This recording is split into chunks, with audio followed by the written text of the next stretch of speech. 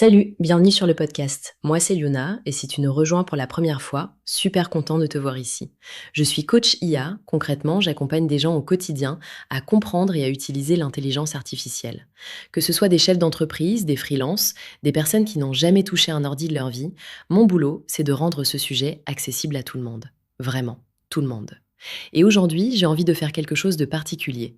J'ai envie de t'expliquer l'IA, comme si tu n'avais jamais entendu ce mot de ta vie. Zéro jargon, zéro acronyme bizarre sans explication, zéro PowerPoint. Juste toi, moi et quelques exemples qu'on va piquer dans le quotidien. Parce que franchement, j'en ai un peu marre d'entendre des experts parler d'IA en utilisant des mots que même eux comprennent à moitié. Aujourd'hui, on fait autrement. Alors laisse-moi te poser une question toute simple. T'as déjà dit Dis Siri ou OK Google? T'as déjà demandé à ton téléphone la météo ou de mettre de la musique? Alors félicitations, t'as déjà utilisé de l'intelligence artificielle. Sans le savoir, sans t'inscrire à une formation, sans rien, elle était là, dans ta poche. Et c'est exactement ça le point de départ d'aujourd'hui. L'IA, c'est pas quelque chose qui arrive dans le futur. Elle est déjà là, partout autour de toi, et dans cet épisode, on va mettre des mots dessus, simplement, ensemble. T'es prêt? C'est parti. Alors, l'intelligence artificielle. Rien que le mot peut faire peur. Intelligence, artificielle, on entend ça et direct on pense à des robots, au Terminator, à des machines qui vont prendre le contrôle du monde. Je connais le film, crois-moi. Mais spoiler, c'est pas du tout ça. L'IA dans la vraie vie, c'est beaucoup plus banal. Et c'est ça qui est fascinant en fait. Imagine une calculatrice très très très sophistiquée. Une calculatrice qui, au lieu de juste faire 2 plus 2, est capable de regarder des milliers d'informations et de te dire, d'après ce que j'ai vu, voilà ce qui a le plus de chances d'être vrai, utile ou pertinent pour toi. L'IA ne pense pas, elle ne ressent rien, elle ne comprend pas vraiment ce qu'elle fait, pas comme toi ou moi. Ce qu'elle fait, c'est reconnaître des schémas, des patterns, comme disent les anglophiles, des répétitions, des tendances, des régularités dans les données qu'on lui a montrées. Je vais te donner un exemple hyper concret. Tu connais Netflix évidemment. T'as déjà remarqué que Netflix te propose des séries qui te correspondent bien? Que parfois il met le doigt sur un truc que tu n'aurais jamais cherché toi-même, mais que tu regardes en entier? Ça, c'est de l'IA. Netflix a regardé tout ce que tu as regardé avant. Il sait que tu as mis pause à 23h52 et repris à 6h du mat. Il sait que tu sautes les génériques, il sait que tu regardes certains genres le week-end et d'autres en semaine. Et avec tout ça, il prédit ce qui va te plaire. Pas parfaitement, on a tous vécu la recommandation bizarre, mais souvent plutôt bien. Autre exemple, ta boîte mail. Tu reçois combien de pubs et de spam par jour? 10? 50? Et pourtant, la majorité n'arrive pas dans ta boîte principale. Elle atterrit direct dans les spams. Comment ta messagerie sait que c'est un spam et pas un vrai mail? Parce qu'elle a vu des millions de mails similaires avant. Elle a appris à reconnaître les signes, ce type d'objet, ce type d'expéditeur, ce type de tournure de phrase. C'est un filtre anti-spam, et c'est de l'IA. Donc tu vois, on est loin du robot qui marche et parle avec une voix robotique. L'IA, dans sa forme la plus répandue aujourd'hui, c'est un logiciel qui analyse des données et prend des décisions ou fait des prédictions en fonction de ce qu'il a appris. C'est tout. Maintenant, il y a un truc qu'on entend souvent et qu'il faut démystifier. On parle parfois d'IA générale. L'idée d'une machine qui serait aussi intelligente qu'un humain, voire plus, dans tous les domaines à la fois. Une IA qui pourrait tout faire: écrire, conduire, soigner, créer, gérer une entreprise, avoir des émotions. Ça n'existe pas. Pas encore, et probablement pas pour un bon moment. Ce qu'on a aujourd'hui, c'est ce qu'on appelle l'IA faible. Un terme un peu maladroit, mais qui veut juste dire spécialisé. L'IA qui joue aux échecs est imbattable aux échecs, mais elle est incapable de te dire bonjour. L'IA qui reconnaît des tumeurs sur des radios est incroyablement précise là-dessus, mais elle ne peut pas conduire une voiture. Chaque IA est construite pour une tâche précise. C'est ça la réalité d'aujourd'hui. Donc tu peux souffler, on n'est pas dans un épisode de Black Mirror. On est dans la vraie vie, et la vraie vie, c'est Netflix qui te recommande une série et Gmail qui filtre tes pubs. Ok, alors maintenant que tu sais ce que c'est, la vraie question c'est comment elle fait pour apprendre, cette fameuse IA? Imagine un enfant, un tout petit enfant. La première fois qu'il voit un chat, il sait pas que c'est un chat. Quelqu'un lui dit: Regarde, là, c'est un chat. Et l'enfant stocke cette info. Puis il voit un deuxième chat, puis un troisième, puis il en voit un noir, un roux, un angora, un nu. Bon, le nu, c'est le sphinx, mais passons. À force d'en voir des dizaines, des centaines, l'enfant commence à reconnaître qu'il y a un truc commun à tous ces animaux. Quatre pattes, des moustaches, une certaine façon de se déplacer. Et un jour, il voit un animal qu'il n'a jamais vu. Et il dit: C'est un chat. L'IA apprend exactement comme ça. Sauf que, au lieu de quelques centaines d'exemples, on lui en montre des millions ou des milliards. Et au lieu d'un enfant qui met des années, une IA peut traiter tout ça en quelques heures sur des ordinateurs très puissants. C'est ce qu'on appelle, et là c'est un des rares termes techniques que je vais glisser, le machine learning ou apprentissage automatique. Mais retenez juste l'idée. On nourrit l'IA avec énormément d'exemples et elle extrait elle-même les règles et les patterns. On ne lui dit pas voilà les règles, on lui dit voilà des exemples, trouve les règles toi-même. Prenons ChatGPT, puisque tout le monde en parle. Comment il a appris à écrire, à répondre à des questions, à rédiger des mails ou à expliquer des concepts? Eh bien, il a lu une quantité astronomique de textes, des articles de Wikipédia, des livres, des forums, des conversations, des sites web, une énorme partie d'Internet en gros. Pas en une seule mie, ça a pris des mois sur des milliers d'ordinateurs. Mais au bout du compte, après avoir absorbé autant de langage humain, il est capable de produire du texte qui ressemble à du texte humain. Il reconnaît comment les phrases s'enchaînent, comment les idées se construisent, comment on répond à une question. Mais voilà où ça devient important à comprendre. L'IA n'est aussi bonne que les données qu'on lui a données. Si on lui montre des mauvais exemples, elle apprend de mauvaises choses. Si les données sont biaisées, par exemple si on lui a montré plein de textes qui associent systématiquement un certain groupe de personnes à quelque chose de négatif, elle va reproduire ce biais. Elle va l'apprendre comme si c'était une vérité. Ça me fait penser à quelque chose que j'entends souvent dans mon travail de coach. Des gens qui me disent: Yuna, j'ai posé une question à ChatGPT et il m'a donné une réponse complètement fausse, mais avec tellement d'assurance que j'y ai cru. Et ça, c'est exactement ça. L'IA n'a pas de filtre vrai, faux, parfait. Elle produit ce qui ressemble le plus à ce qu'elle a vu. Si elle a appris quelque chose de faux, ou si elle comble un trou dans ses connaissances, elle peut inventer, avec beaucoup de confiance. C'est exactement comme quelqu'un qui n'a mangé que de la mauvaise cuisine toute sa vie, il ne sait pas ce qu'est un bon plat. Il pense que ce qu'il connaît, c'est la norme. L'IA, pareil. Donc, des bonnes données en entrée, des bonnes réponses en sortie. Des données pourries en entrée, tu vois où je veux en venir. Ok, maintenant on va faire un petit jeu. Je vais te citer des trucs du quotidien et tu vas réaliser, peut-être pour la première fois, que tu es entouré d'IA depuis des années et que tu les utilises sans même y penser. Premier exemple, Google Maps. T'as déjà remarqué que Maps te dit parfois de prendre un itinéraire qui semble plus long, mais qui en fait est plus rapide? Parce qu'il a prédit qu'il y aurait des embouteillages sur la route normale? Il fait ça en analysant en temps réel les données de déplacement de millions d'utilisateurs. Il reconnaît des schémas. À cette heure-ci, ce jour-ci, cette route est toujours engorgée. C'est de l'IA. Deuxième exemple, TikTok, Instagram.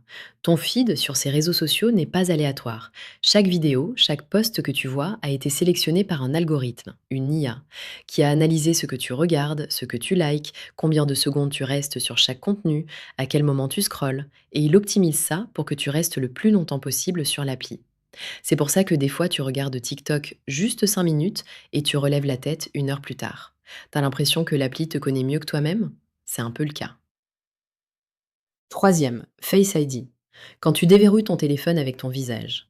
La caméra prend des milliers de points de référence sur ton visage, la distance entre tes yeux, la forme de ton nez, la structure de tes pommettes, et une IA compare ça à ce qu'elle a mémorisé lors de la configuration, en moins d'une seconde. Et ce qui est fascinant, c'est qu'elle s'adapte. Si tu grandis une barbe, si tu mets des lunettes, si tu changes de coiffure, elle s'ajuste progressivement. Elle apprend ton visage qui évolue. Quatrième exemple, celui-là on l'oublie trop souvent. La correction automatique quand tu tapes un SMS. Ce truc qui te change parfois des mots de façon hilarante, je t'envoie un canard au lieu de un email, ça arrive à tout le monde. Mais derrière cette correction, il y a une IA qui prédit ce que tu allais probablement taper en fonction de ce qu'elle a appris sur le langage et parfois sur tes habitudes d'écriture à toi. Et enfin, Spotify, Apple Music. Les playlists qui s'appellent Découverte de la semaine, ta playlist du moment, elles ne sont pas choisies par un humain. Elles sont générées par une IA qui a analysé ce que tu écoutes, dans quel ordre, à quelle heure, combien de fois tu mets une chanson en boucle, et elle croise ça avec des millions d'autres profils d'écoute pour trouver des artistes ou des sons que tu n'as jamais écoutés, mais que tu vas probablement aimer. Le point que j'essaie de faire passer, c'est simple. L'IA n'est pas une technologie qui arrive. Elle n'est pas dans le futur. Elle est dans ton téléphone, dans ta voiture, dans tes mails, dans tes playlists, dans tes réseaux sociaux. Elle est là, maintenant, aujourd'hui. Et ça fait des années que c'est le cas. Ce qui change, ce qui fait qu'on en parle tellement en ce moment, c'est que les nouvelles IA sont devenues conversationnelles. Elles parlent. On peut leur poser des questions. Et ça change tout. Alors parlons-en de ChatGPT. Parce que depuis fin 2022, c'est devenu incontournable. Même ma mère m'en a parlé. Et ça, c'est un signe. Mais c'est quoi exactement ChatGPT? Techniquement, c'est ce qu'on appelle un Large Language Model, un modèle de langage de grande taille. Mais on va oublier ce terme tout de suite, parce qu'il ne nous aide pas vraiment. Ce que tu dois retenir, c'est ça. ChatGPT est une IA qui a tellement lu de textes, des milliards de pages, qu'elle est capable de d'écrire, de répondre, de raisonner et d'expliquer, comme un humain. Pas exactement comme un humain, on va y revenir, mais avec une fluidité qui peut vraiment te surprendre. Ce que ChatGPT peut faire concrètement: rédiger un mail professionnel en 30 secondes, résumer un document de 20 pages en 5 phrases, traduire un texte dans n'importe quelle langue, t'expliquer un concept compliqué comme si tu avais 12 ans, t'aider à brainstormer des idées, corriger ton code si tu fais du développement, préparer une présentation, rédiger un contrat simple, écrire une chanson, un poème, une lettre d'amour. Je me souviens d'un client, un artisan plombier, qui était venu me voir en disant: Yuna, l'informatique, c'est pas mon truc, j'ai jamais aimé ça. Et on a passé 1 heure ensemble. À la fin de la session, il avait créé une réponse automatique pour ses clients, un modèle de devis rédigé proprement et une bio pour sa page Google, avec ChatGPT, en 1 heure. Il est reparti avec les yeux grands ouverts. Ça, c'est ce que j'adore dans mon boulot. Mais, et c'est important, ChatGPT ne peut pas tout faire. Et surtout, il ne faut pas tout croire les yeux fermés. Première limite, il n'a pas d'émotion. Il ne ressent rien. Quand il écrit «Je comprends que c'est difficile pour vous», c'est une formule qu'il a apprise dans des textes humains, pas une vraie empathie. Il simule l'émotion, il ne la vit pas. Deuxième limite, il n'est pas conscient. Il ne sait pas qu'il existe. Il n'a pas d'objectif propre, pas de désir, pas d'ambition secrète. Ce n'est pas HAL 9000. Troisième limite, et celle-là c'est vraiment importante, il peut se tromper. Et pas de façon timide. Il peut inventer des faits avec beaucoup de confiance. On appelle ça des hallucinations. Encore un terme bizarre, mais l'image est assez juste. L'IA produit une réponse qui a l'air parfaite, bien rédigée, bien structurée, mais qui est fausse. Imagine quelqu'un qui bluffe au poker. Avec le visage parfaitement impassible, il te dit que son équipe a gagné la Coupe du Monde en 1987, une date qui n'existe pas, et il a l'air tellement sûr de lui que tu le crois. C'est pareil. ChatGPT peut te citer un livre qui n'existe pas, te donner une date historique incorrecte ou t'expliquer une loi qui n'a jamais été votée. Toujours avec le même ton confiant. Donc la règle d'or, vérifie les informations importantes. Utilise ChatGPT comme un assistant, pas comme une encyclopédie infaillible. Et ChatGPT, c'est loin d'être le seul outil dont on parle. Il y a Midjourney et Dali qui génèrent des images à partir d'une simple description en texte. Tu écris «un chat qui boit un café dans un café parisien sous la pluie» et ça te génère l'image en quelques secondes. Il y a Suno qui compose de la musique. Tu lui décris un style, une ambiance, une émotion, il te pond une chanson. Il y a Agen qui crée des vidéos avec un avatar humain réaliste, capable de parler dans n'importe quelle langue avec ta voix et ton visage. Tout ça n'existait pas il y a 5 ans. Et aujourd'hui, n'importe qui peut y accéder, souvent gratuitement, depuis son téléphone. Le monde change, vite. Et c'est pour ça qu'on a besoin d'en parler.